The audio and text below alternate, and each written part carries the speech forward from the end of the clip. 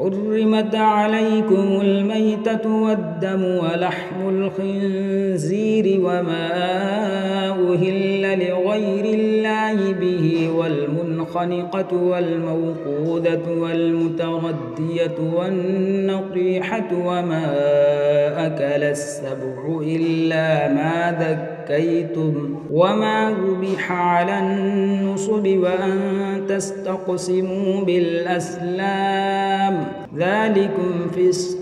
اليوم يئس الذين كفروا من دينكم فلا تخشوهم واخشون اليوم أكملت لكم دينكم وأتممت عليكم نعمتي ورضيت لكم الإسلام دينا. فمن اضطر في مخمصة غير متجانف لإثم فإن الله غفور رحيم. يسألونك ماذا أحل لهم قل أحل لكم الطيبات وما علمتم من الجوارح مكلبين تعلمونهن مما علمكم الله فكلوا مما أمسكن عليكم واذكروا اسم الله عليه واتقوا الله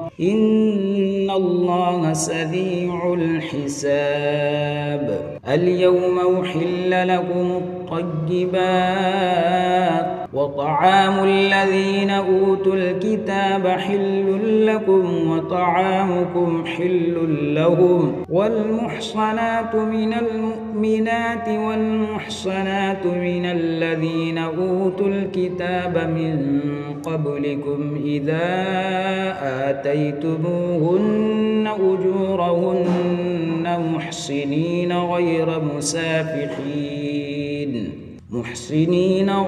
مسافحين ولا متخذي أخدان ومن يكفر بالإيمان فقد حبط عمله وهو في الآخرة من الخاسرين.